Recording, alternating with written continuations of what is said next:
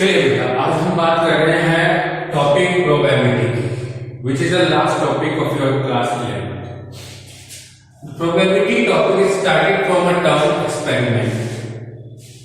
Several times you comes to know about the term experiment.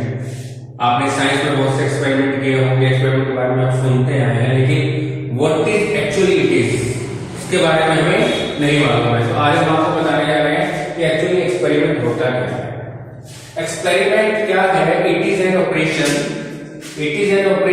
Which produce some well defined outcomes और results. यानी experiment एक तरह का एक ऑपरेशन है जो वेल डिफाइंड आउटकम प्रोड्यूस करता है.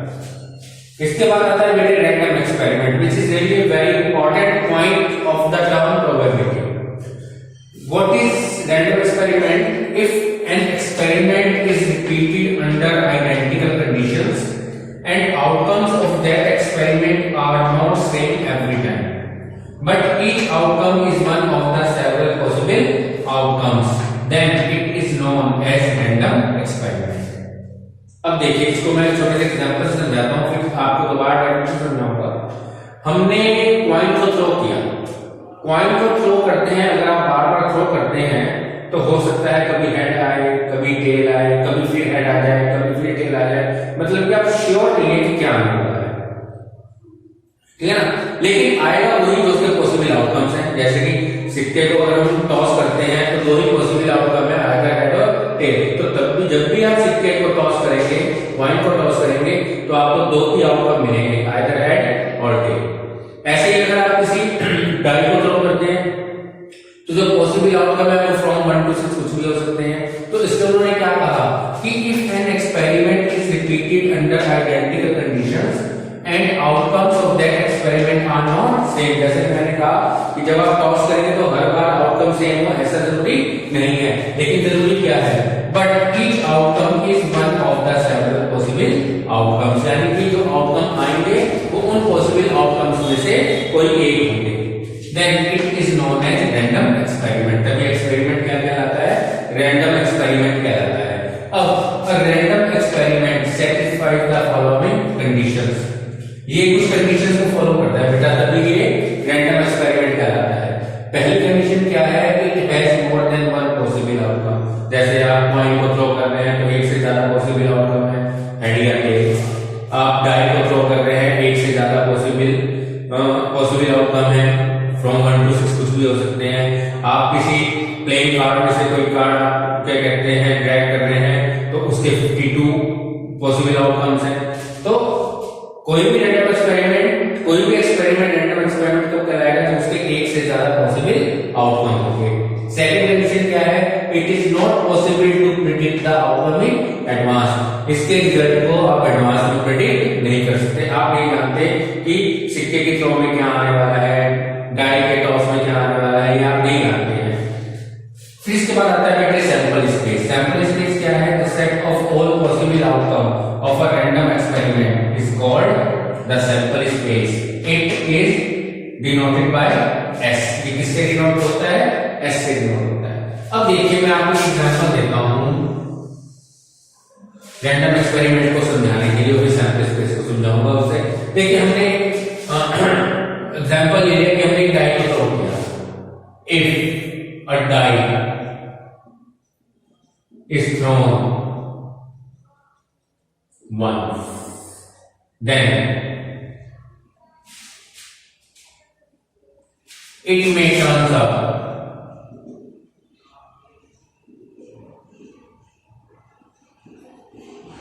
1, 2, 3, 4, 5, 6. आपने एक डाई को थ्रो किया, इससे पॉसिबल जो आउटकम्स है वो क्या हो सकते हैं? 1, 2, 3, 4, 5, 6. So it means it has 6 possible outcomes.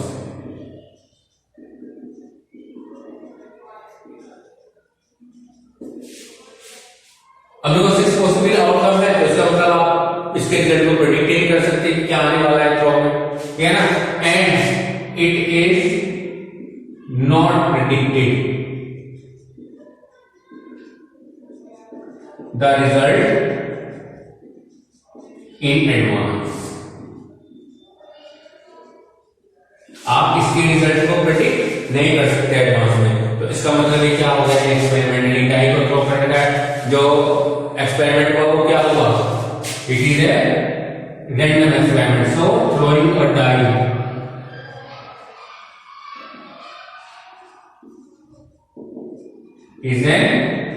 is a random experiment।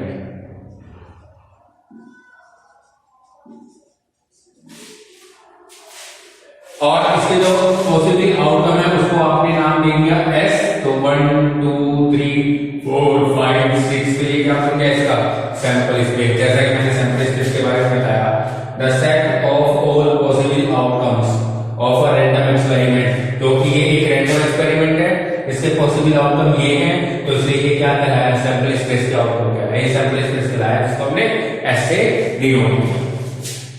अब आप जो है किसी भी रैंडम एक्सपेरिमेंट के पॉसिबल आउटकम कैसे निकाल सकते हैं, क्या प्रोसीजर हो सकता है उसका। देखिए, अगर हमने किसी भी पॉइंट को 2 टाइम टॉस किया, if A point is tossed twice, then sample space क्या हो सकता है। तो सैंपल स्पेस हो सकता है कि हो सकता है दोनों बार टॉस करने पर आपको हेड मिले, हो सकता है दोनों बार टॉस करने पर आपको टेल मिले, हो सकता है हेड टेल का कॉम्बिनेशन हो, या फिर एक और पॉसिबिलिटी बनती है बेटे टीएच, यानी टेल पहले आ जाए हेड बाद में आ जाए, हेड पहले आ जाए या टेल बाद में आ जाए, दोनों पर हमें हेड मिले दोनों टाइम या दोनों टाइम हमें टेल मिले। तो इसके पॉसिबल आउटकम है और इनसे एक सैंपल स्पेस हो गया हमारे पास। तो इस तरह से बेटे आप किसी भी एक्सपेरिमेंट से आप number of possible outcomes find out कर सकते हैं। ठीक है, अब मान लो मैं 3 टाइम चलूंगा तो 3 टाइम के हिसाब से आपके पास आउटकम आ जाएंगे। तो जब हम एक्सरसाइज करेंगे तो उसमें मैं आपको बताऊंगा कि किस तरह से हम सैंपल स्पेस को बना सकते हैं। ठीक है बेटा, चलिए अब आगे बढ़ते हैं।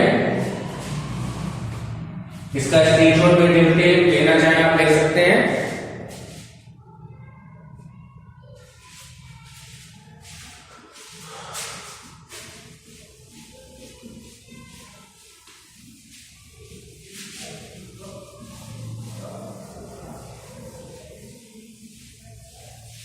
चलिए बच्चों, अब हम बात करेंगे टाइप ऑफ इवेंट्स।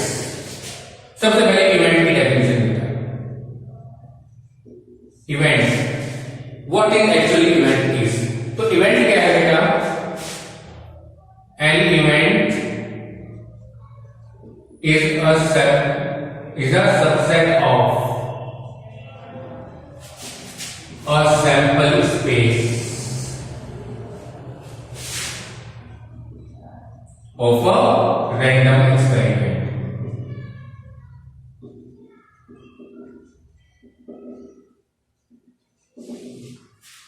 क्या है इवेंट की definition? An event is a subset of a sample space of a random experiment. अब सपोज आपने डाई को थ्रो किया और आपके पास इसके पॉसिबल आउटकम भी आपने निकाले 1 2 3 4 5 6।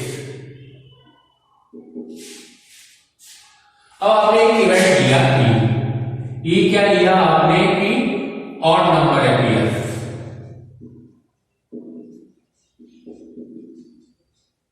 आपने क्या लिया इवेंट की ऑड नंबर अपीयर होते हैं जब आप डाई को थ्रो करते हैं। अब इसके पॉसिबल आउटकम क्या होंगे जब ऑड नंबर है तो 1 3 5। देखो आपने देखा कि ये सबसेट है, सबसेट ऑफ एस, इसके सारे एलिमेंट सेट एस के अंदर है। तो इसका मतलब जो ई है वो क्या हो गया, सबसेट एस हो गया, यानी कि ई क्या कहलाया है, हम इवेंट कहलाया। Therefore E is an event. तो ये बेटे इवेंट की डेफिनेशन है। फिर types of event.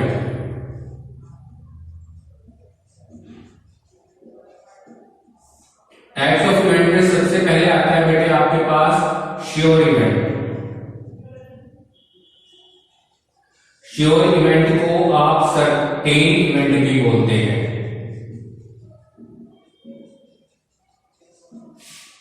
Sure event को आप सर्टेन इवेंट भी बोलते हैं। जस्ट अ मिनट बेटे, ठीक है।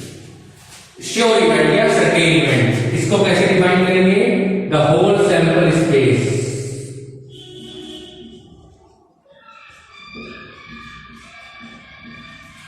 the whole sample space is called sure event।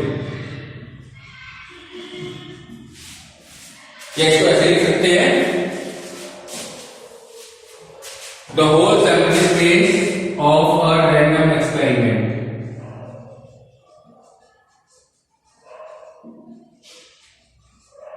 is called sure event।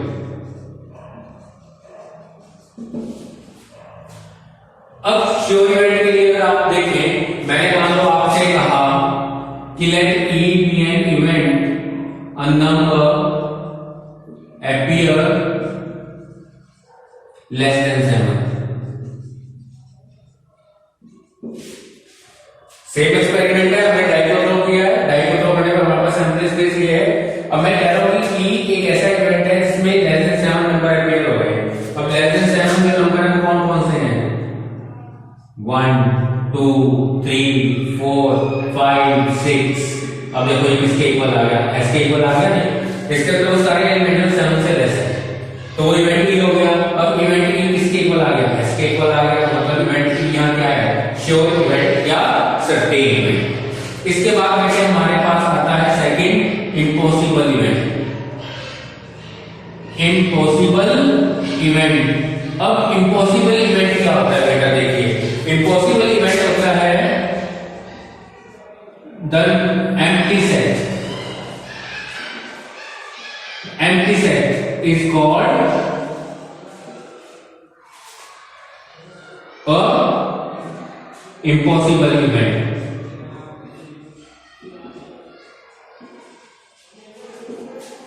अब आपको जैसे कैसे पॉसिबल है? अब देखो, अब मैंने एक इवेंट माना, मैंने इवेंट क्या माना है? नंबर मोर देन 7 appear,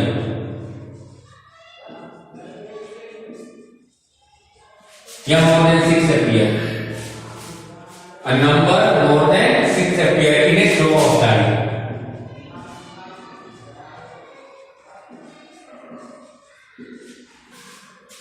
अब जब आप डायरेक्ट सोल्व करेंगे तो भी 7 नहीं आएगा कहां से? यानी कि उस केस में E क्या हो जाएगा? 5 हो गया। और जब E 5 हो जाएगा तो इसका मतलब ये क्या हो गया? इम्पॉसिबल इवेंट हो गया। देखो यहाँ E S के इक्वल था, तो इसलिए श्योर इवेंट या सर्टेन इवेंट था। यहाँ पर इम्पॉसिबल इवेंट क्यों है? क्योंकि E जो है वो 5 के इक्वल है। चलिए बेटे आगे देखिए,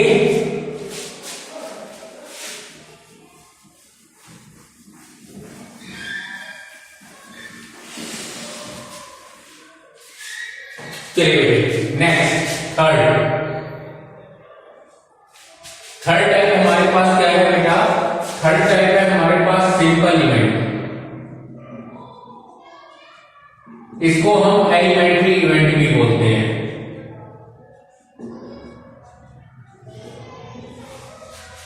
एलिमेंट्री इवेंट या simple event, an event containing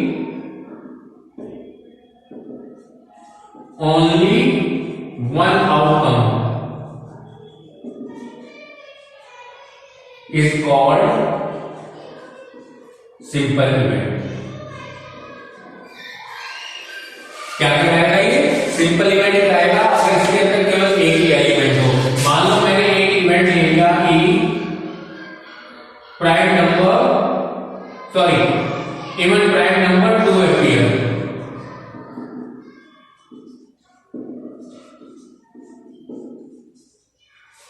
even prime number 2 appear, लो 2। अब केवल एक ही एलिमेंट है इसके अंदर, और मैंने डेफिनेशन क्या की है सिंपल इवेंट या एलिमेंट्री इवेंट की? कि अगर एक ऐसा इवेंट जिसके अंदर केवल एक ही एलिमेंट हो, एक ही आउटकम, तो क्या कहलाता है? Simple event. फिर बेटे 4, सिंपल इवेंट के बाद आता है बेटे कंपाउंड इवेंट। अब कंपाउंड इवेंट क्या होता है? An event containing more than one event, one outcome is called compound event.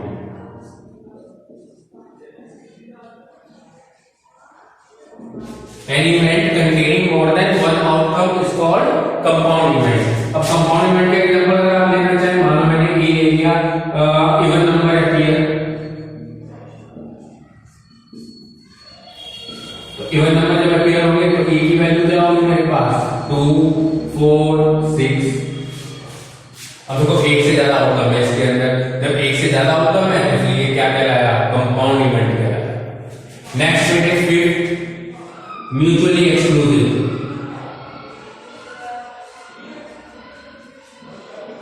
Mutually exclusive event. अब म्यूचुअली एक्सक्लूसिव इवेंट क्या होते हैं बेटे, टू और मोर events, two or more events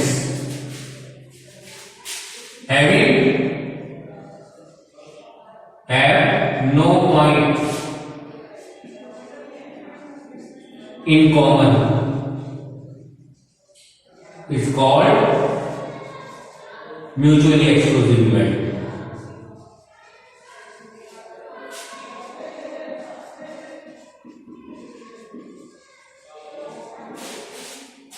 या आप सीधे सीधे कह सकते हैं कि two events A and B are said to be mutually exclusive events if A intersection B is equal 5। यानी कि दो इवेंट ए और बी क्या कहलाएंगे, म्यूचुअल एक्सक्लूसिव कहलाएंगे यदि उनका इंटरसेक्शन किसके इक्वल आ जाए, 5 के इक्वल आ जाए, वो म्यूचुअली एक्सक्लूसिव इवेंट होंगे। फिर इसके बाद बेटे क्या आता है, आप इसका स्क्रीनशॉट ले सकते हैं, बस एक छोटी सी बात बतानी है। चलिए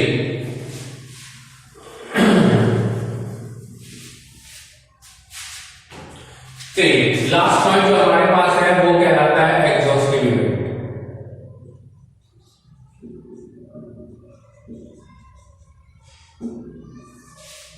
अब एग्जॉस्टिव इवेंट क्या होते हैं, टू और मोर events whose union is equal to sample space। Two or more events whose union is equal to sample space is called exhaustive event।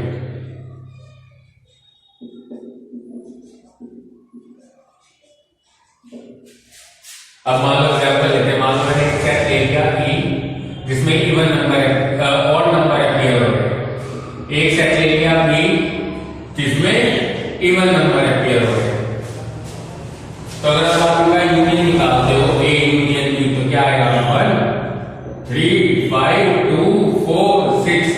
देखो ये S के इक्वल आ गया, A यूनियन B S के equal आ गया, मतलब ये दोनों इवेंट कैसे हैं, एक्सॉस्टिव इवेंट हैं। और अगर आप A इंटरसेक्शन B निकालते हैं तो वो आएगा 5 के इक्वल, मतलब ये इवेंट म्यूचुअली एक्सक्लूसिव नहीं है, क्योंकि म्यूचुअल एक्सक्लूसिव क्या कहता है कि A इंटरसेक्शन B 5 के इक्वल होना चाहिए, तो यहाँ A इंटरसेक्शन B 5 के इक्वल है, तो यहाँ पर A और B म्यूचुअल एक्सक्लूसिव भी है और एक्सॉस्टिव इवेंट। तो ये बेटा आपका प्रोबेबिलिटी का बेसिक पार्ट है जो आपके सिलेबस में है इस साल, ठीक है। तो इसके क्वेश्चन पर हम अपने नेक्स्ट लेक्चर में इससे क्वेश्चन हम डिस्कस करेंगे। ये फिलहाल मैंने आपको इसका बेसिक बता दिया है। तो आज के लिए इतना ही इस क्लास के लिए। थैंक यू वेरी मच बेटा।